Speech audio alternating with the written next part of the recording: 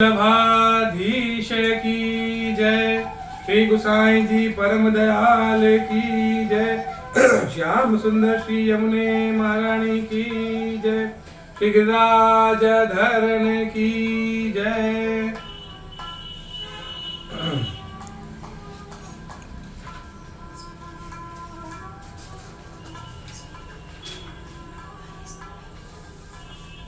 श्रीमद् भागवत द्वितीय स्कंद, दूसरा स्कंद चल रहा है और आज है तीसरा अध्याय। श्रीमद् भागवत द्वितीय स्कंद अथ तृतीयोध्याय।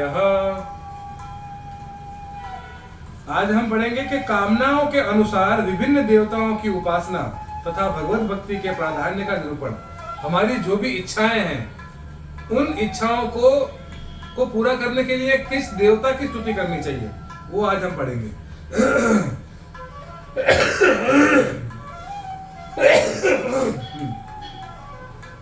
श्री सुखदेव जी ने कहा, परीक्षित, तुमने मुझसे जो पूछा था कि मरते समय बुद्धिमान मनुष्य को क्या करना चाहिए, उसका उत्तर मैंने तुम्हें दे दिया। जो ब्रह्म तेज का इच्छुक हो वह बृहस्पति की स्तुति करे, जिसे इंद्रियों की विशेष शक्ति की कामना हो वह इंद्र की स्तुति करे, और जिसे संतान की लालसा हो वह प्रजापतियों की उपासना करे। जिसे लक्ष्मी चाहिए वह माया देवी की उपासना करे, जिसे तेज चाहिए वह अग्नि की उपासना करे, जिसे धन चाहिए वह वसुओं की, और जिस प्रभावशाली पुरुष को वीरता की चाह हो उसे रुद्रों की उपासना करनी चाहिए।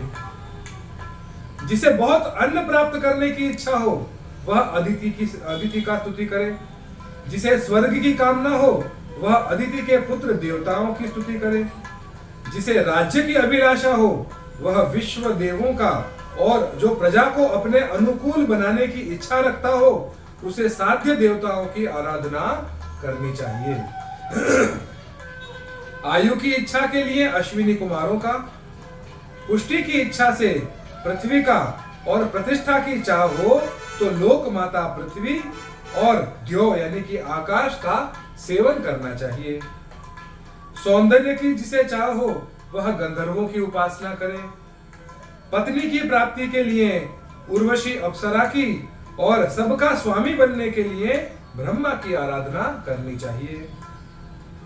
जिसे यश की इच्छा हो वह यज्ञ पुरुष की, जिसे खजाने की लालसा हो वह वरुण की, जिसे विद्या प्राप्त करने की आकांक्षा हो तो वह भगवान शंकर की, और पति पत्नी में परस्पर प्रेम बनाए रखने के लिए पार्वती जी की उपासना करनी चाहिए।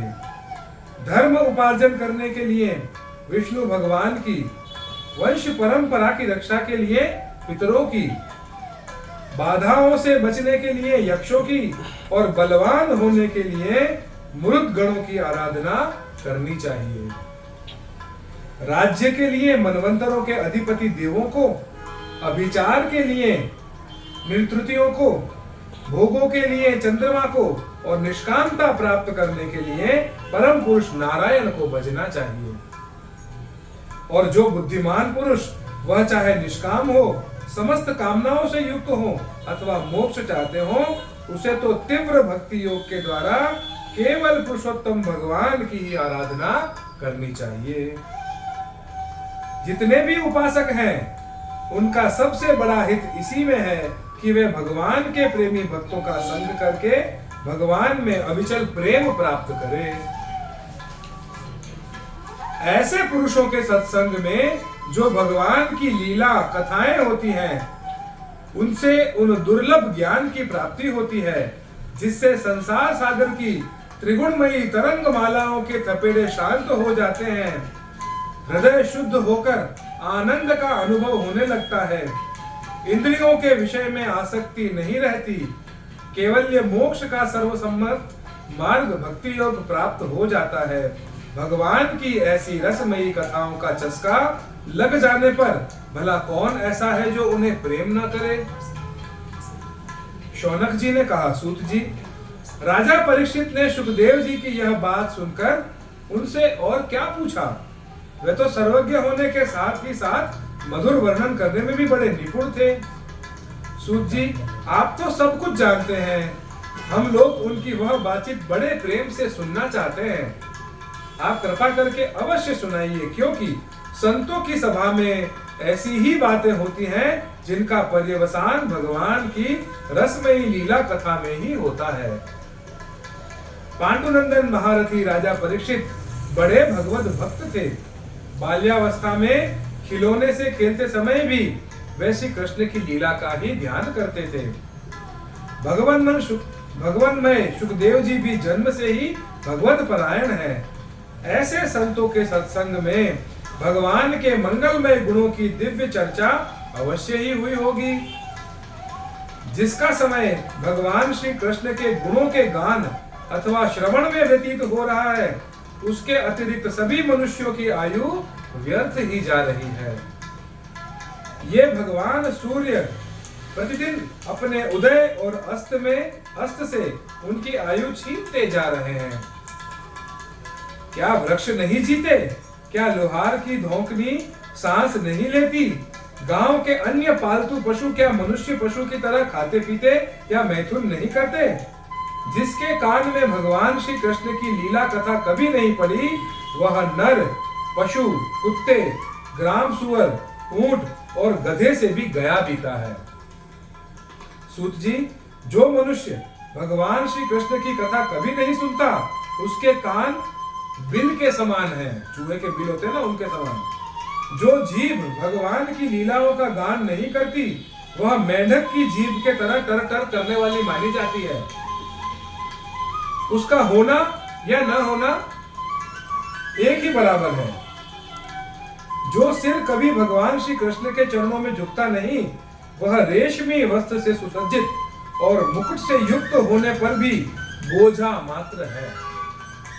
जो हाथ भगवान की सेवा पूजा नहीं करते, वे सोने के कंगन से भूषित होने पर भी मुर्दे के हाथ हैं। जो आंखें भगवान की याद दिलाने वाली मूर्ति, तीर्थ, नदी आदि का दर्शन नहीं करती, वे मोरों की पांख में बने हुए आंखों के चिन्ह के समान निरर्थक हैं। मनुष्यों के वे पैर चलने की शक्ति रखने पर भी न चलने वाले पेड़ों जैसे ही हैं, जो भगवान की लीला स्थली की यात्रा नहीं करते। जिस मनुष्य ने भगवत प्रेमी संतों के चरणों की धूल कभी सिर पर नहीं चढ़ाई, वह जीता हुआ भी मुर्दा ही है। जिस मनुष्य ने भगवान के चरणों पर चढ़ी हुई तुलसी की सुगंध लेकर उसकी सराहना नहीं की, वह श्वास लेता हुआ भी श्वास रहित शव ही है। सूत जी, वह हृदय नहीं लोहा है जो भगवान के मंगलमय नामों का श्रवण कीर्तन करने पर भी पिघलकर उन्हीं की ओर बह नहीं जाता।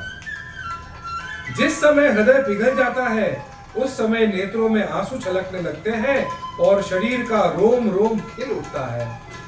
प्रिय सूत जी, आपकी वाणी हमारे हृदय को मधुरता से भर देती है। इसलिए भगवान के परम भक्त आत्मविद्या विशारद श्री सुखदेव जी ने परीक्षित के सुंदर प्रश्न करने पर जो कुछ भी उत्तर दिया, वह संवाद आप कृपा करके हम लोगों को अवश्य सुनाइए। इति श्रीमद्भागवते महापुराणे पारमहंस्यां संहितायां द्वितीय स्कंधे तृतीयोऽध्यायः। अब अगले अध्याय में हम क्या पढ़ने वाले हैं? अगले अध्याय में यानी कि चतुर्थ अध्याय में हम पढ़ेंगे राजा का सृष्टि विषयक प्रश्न, परीक्षित का सृष्टि विषयक प्रश्न और सुखदेव जी द्वारा कथा का आरंभ। श्री वल्लभाधीश की जय, श्री गुसाई जी परम दयाल की जय, श्याम सुंदर श्री यमुने महारानी की जय, श्री गिरिराज धरण की जय।